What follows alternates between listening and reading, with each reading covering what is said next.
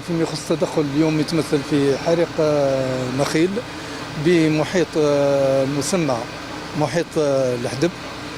تلقينا النداء في حدود الساعة 4:15، حيث أن الحصيلة أولية. الآن نقولوا في الحصيلة هذه تعتبر أولية، حوالي 180 نخلة غير مثمرة، زائد مساحة تاع 4000 متر مربع، 4000 متر مربع شاد ذرة.